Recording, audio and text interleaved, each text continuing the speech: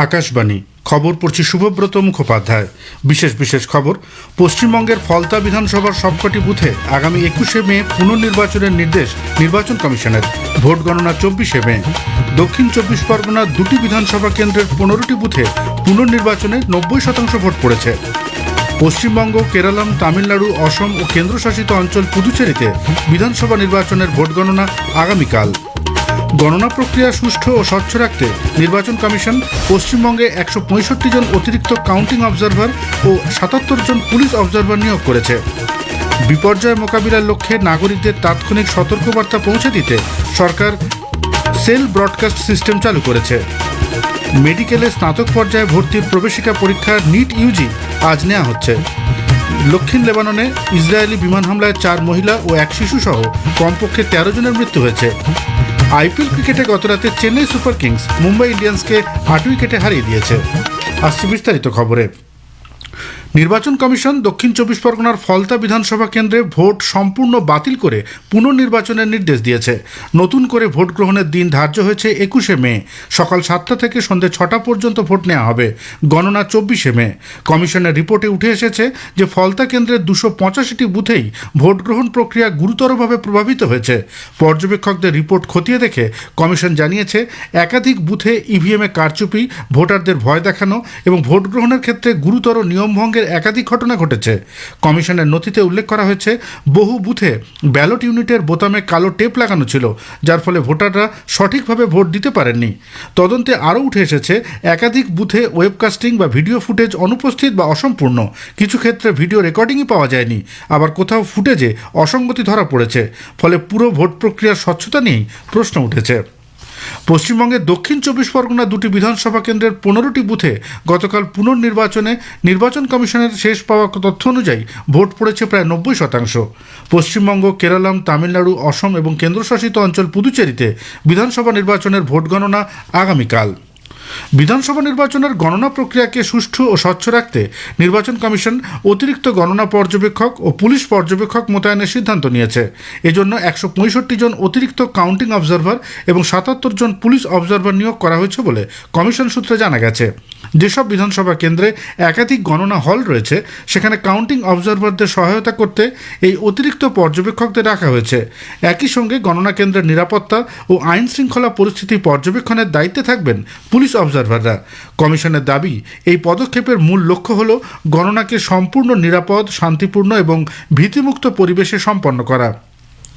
গণনা কেন্দ্রে প্রবেশ নিয়েও জারি হয়েছে কড়া নির্দেশিকা। শুধুমাত্র কিউআর কোড ভিত্তিক পরিচয়পত্র থাকলেই প্রবেশের অনুমতি মিলবে। এই পরিচয়পত্র ইসিআই নেটের মাধ্যমে সংশ্লিষ্ট রিটার্নিং অফিসারদের দ্বারা জারি করা হবে। গণনা চলাকালীন শুধুমাত্র কাউন্টিং অবজারভার এবং রিটার্নিং অফিসার ছাড়া কাউন্টিং হলের ভিতরে মোবাইল ফোন নিয়ে প্রবেশের অনুমতি থাকছে না। পশ্চিমবঙ্গে ভোট গণনা কেন্দ্রে কাউন্টিং সুপারভাইজার হিসাবে কেন্দ্রীয় সরকারি কর্মীদের নিয়োগের বিরুদ্ধে তৃণমূল কংগ্রেসের দায়ের করা আবেদন খারিজ সংক্রান্ত সুপ্রিম কোর্টের সিদ্ধান্তকে স্বাগত জানিয়েছে বিজেপি। নতুন দিল্লিতে গতকাল সাংবাদিকদের মুখোমুখি হয়ে বিজেপির মুখপাত্র ডক্টর সুধাংশু ত্রিবেদী বলেন, শীর্ষ আদালতের এই সিদ্ধান্ত সাংবিধানিকভাবে উপযুক্ত। তৃণমূল কংগ্রেসের সাংবিধানিক ব্যবস্থার প্রতি কোনো আস্থা নেই বলেও অভিযোগ করেন তিনি। আগেই জানানো হয়েছে, ভোট গণনার কাছে কাউন্টিং সুপারভাইজার হিসাবে শুধুমাত্র কেন্দ্রীয় সরকারি কর্মীদের নিয়োগের বিরুদ্ধে তৃণমূল কংগ্রেসের দায়ের করা মামলায় কমিশনের নির্দেশিকাকেই মান্যতা দিয়েছে সুপ্রিম কোর্ট। দুই বিচারপতি PS নরসিংহা ও জয়মাল্য বাগচির বেঞ্চ জানিয়েছেন, নির্বাচন কমিশনের জারি করা নির্দেশ যথাযথভাবে পালন করতে হবে। বিচারপতি জয়মাল্য বাগচি বলেন, কাউন্টিং এজেন্ট হিসাবে কাদের নিযুক্ত করা হবে তা সম্পূর্ণভাবে কমিশনের সিদ্ধান্ত। প্রতিটি টেবিলে কাউন্টিং এজেন্টের পাশাপাশি কাউন্টিং সুপারভাইজার ও একজন মাইক্রো অবজারভারে থাকার কথা। তার মধ্যে কেন্দ্র বা রাজ্য যে কোনো সরকারের কর্মী থাকতে পারেন। আকাশবাণী কলকাতার সংবাদ বিভাগ আগামীকাল ভোট গণনার দিন সকাল 10টা থেকে বিকেল 4টে পর্যন্ত গীতাঞ্জলি প্রচার তরঙ্গে বিশেষ নির্বাচনী অনুষ্ঠান জনমত 2026 সম্প্রচার করবে। এর দ্বিতীয় পর্ব শোনা যাবে রাত 8টা 5 থেকে 9টা পর্যন্ত। নির্বাচনী সংবাদের পাশাপাশি এতে থাকবে ভোট গণনার গতি প্রকৃতি, ফলাফল বিশ্লেষণ ও রাজনৈতিক ব্যক্তিত্বদের মতামত। আকাশবাণী শিলিগুড়ি, শান্তিনিকেতন ও মুর্শিদাবাদ কেন্দ্র দুটি পর্বই রিলে করবে। এছাড়া ডিটিএইচ পরিষেবা, ফেসবুক পেজ আকাশবাণী সংবাদ কলকাতা এবং YouTube channel RNU Kolkata social মিডিয়াতেও জনমত 2026 শোনা যাবে। খবর শুনছেন আকাশবাণী থেকে। প্রাকৃতিক দুর্যোগ মোকাবিলা সংক্রান্ত জরুরি সতর্কবার্তা নাগরিকদের কাছে পৌঁছে দিতে সেল ব্রডকাস্ট সিস্টেম চালু করল ভারত সরকার। ইন্টারন্যাশনাল টেলিকমিউনিকেশনস ইউনিয়ন এর সুপারিশ অনুযায়ী এবং এর সহযোগিতায় তৈরি সচেত নামের ইন্টিগ্রেটেড অ্যালার্ট সিস্টেমটি ইতোমধ্যেই দেশের সমস্ত রাজ্য এবং কেন্দ্রশাসিত অঞ্চলে কার্যকর করা হয়েছে। এই সিস্টেমটির পরীক্ষা করার উদ্দেশ্যে নির্দিষ্ট এলাকার মোবাইল গ্রাহকদের কাছে SMS এর মাধ্যমে গতকাল মোবাইল ফোনে সাইরেন সহ দুর্যোগের সতর্কবার্তা পাঠানো হয়। তবে নাগরিকরা যাতে চিন্তিত না হয়ে পড়েন সেই কারণে কেন্দ্রীয় যোগাযোগ মন্ত্রী জ্যোতিরাদিত্য সিন্ধিয়া সামাজিক মাধ্যমে এক পোস্টে জানান, মোবাইলে এ ধরনের কোনো বার্তা আসলে আতঙ্কিত হওয়ার কোনো প্রয়োজন নেই। পাশাপাশি তিনি বলেন, নাগরিকদের নিরাপত্তা আরও জোরদার করতে এবং দুর্যোগকালীন সময়ে দ্রুত তথ্য নিশ্চিত করার লক্ষ্যে এই উদ্যোগটি একটি অত্যন্ত গুরুত্বপূর্ণ পদক্ষেপ। প্রতিরক্ষামন্ত্রী রাজনাথ সিং বলেছেন, দেশের সশস্ত্র বাহিনীর শৌর্য কেবলমাত্র যুদ্ধক্ষেত্রের মধ্যে সীমাবদ্ধ নয়, প্রাকৃতিক বিপর্যয়ের সময়ও তারা মানুষকে যথাসম্ভব সহায়তা দিয়ে থাকে। নতুন দিল্লিতে গতকাল অপারেশন সিন্দুরের 1 বছর পূর্ণ হওয়ার প্রাক্কালে আয়োজিত এক অনুষ্ঠানে যোগ দেন তিনি। শ্রী সিং বলেন, ভারতীয় সেনার অদম্য সাহস অপারেশন সিন্দুরকে ইতিহাসের এক সোনালী অধ্যায়ে পরিণত করেছে। দেশমাতৃকার প্রতি সেনাবাহিনীর ভালোবাসা এবং দেশ সেবায় তাদের আত্মত্যাগের কথা এদিন তার বক্তব্যে উঠে আসে। मैं उन वीर जवानों को सत सत नमन करता हूं जिनके त्याग और बलिदान से हमारा राष्ट्र आज पूरी तरह से सुरक्षित है, जिनके अदम्य साहस की गूंज आज पूरे देश में सुनाई दे रही है।